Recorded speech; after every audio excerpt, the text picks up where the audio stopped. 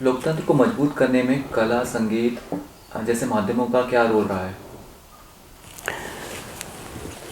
ये कला, संगीत जो है या कोई भी आर्ट फॉर्म जो है, उसकी विशेषता ये होती है कि उसमें होती है बहुत ताकत। और उसकी सबसे बड़ी ताकत ये होती है कि वो अपनी वो किसी भी बात को एक लार्जर ऑडियंस तक, बहुत सारे लोगों तक पहुंचाने की ताकत जो है वो आर्ट फॉर्म के अंदर होती है। अब जब हम लोकतंत्र की बात करते हैं तो इसके हज़ारों एक तो उदाहरण रहे हैं, जैसे पश्चिम में जो रंगभेद के खिलाफ पूरा संघर्ष है, उसमें रैप म्यूज़िक का एक बहुत इम्पोर्टेंट उसमें रोल रहा है।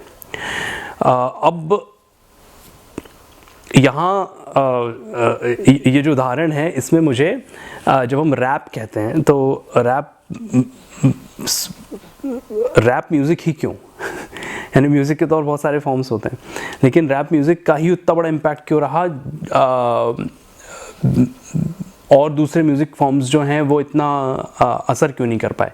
अब ये एक क्वेश्चन है, तो थोड़ा इस पे बात करते हैं, फिर अगले पे चलेंगे, क्योंकि ये बड़ा मज़ेदार प्रश्न है।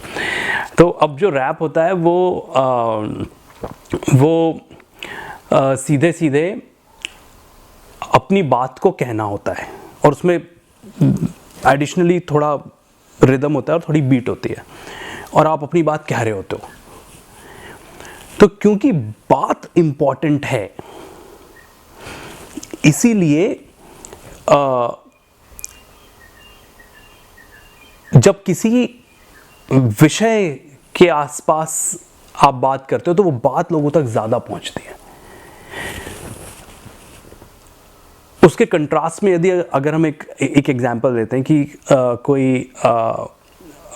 कोई फिल्म है जिसका कोई गीत है जो गुलजार साहब ने लिखा है। अब गुलजार साहब ने लिखा, ओ हमदम सुनी हो रहे, ओ जानिया सुनी हो रहे, शाम को खिड़की से चोरी चोरी नंगे पाँव चांद आएगा। अब ये बहुत खूबसूरत पोइट्री है, लेकिन इसके साथ जो म्यूज़िक है, जो ए.आर. रहमान का म्यूज़िक है, म्यूज़िक बड़ा शानदार है। तो शानदार म्यूज़िक के साथ में इस पोइट्री का जो इम्पैक्ट है वो थोड़ा मैलो हो जाता है, क्योंकि शायद बहुत सारे लोगों तक वो पोइट्री नहीं पहुँच पाती, क्योंकि वो म्यूज़िक में डिसॉल्व हो जाती है। लेकिन रैप में आपका ज़्यादा ध्यान जो है वो कंटेंट पे ही होता है कि बोल क्या रहा है आर्टिस्ट। और क्योंकि हम एक बात कर रहे हैं तो जब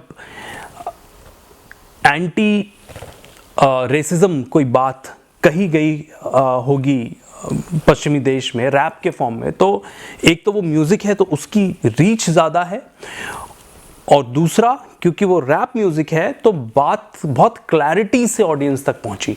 तो ये एक बात है। अब यहाँ जो प्रश्न है वो आर्ट और क्राफ्ट का भी आ जाता है कि एक तो बात यह है कि आप क्या कह रहे हैं, आपका कंटेंट क्या, और दूसरा आपने उसको कितना अच्छा क्राफ्ट किया है। आप तो उदाहरण के तौर पे सरदार भगत सिंह पे 3 फिल्में बनी, ज़्यादा ही बनी शायद, लेकिन उसमें से कोई एक फिल्म बहुत बेहतरीन थी। उसमें म्यूज़िक की क्वालिटी बहुत अच्छी थी, लिखा गया लिरिक्स बहुत अच्छा था, डायलॉग्स बहुत अच्छे थे, एक्टर्स का काम बहुत अच्छा था। ओवरऑल जो पूरा क्राफ्ट है, क्योंकि ये सिनेमा है तो सिनेमा का जो क्राफ्ट है वो बहुत ज़बरदस्त था, और इसीलिए वो जो बात है सरदार भगत सिंह की का जो इम्पैक्ट है, उनका जो आइडिया है, उनकी जो आइडियोलॉजी है, वो ज़्यादा लोगों तक पहुंची क्योंकि it was very well crafted. तो अब यहाँ आर्ट और क्राफ्ट वाला जो एक बात है कि क्राफ्ट भी बहुत इंपॉर्टेंट हो जाता है जब हम लोगों तक एक लार्जर ऑडियंस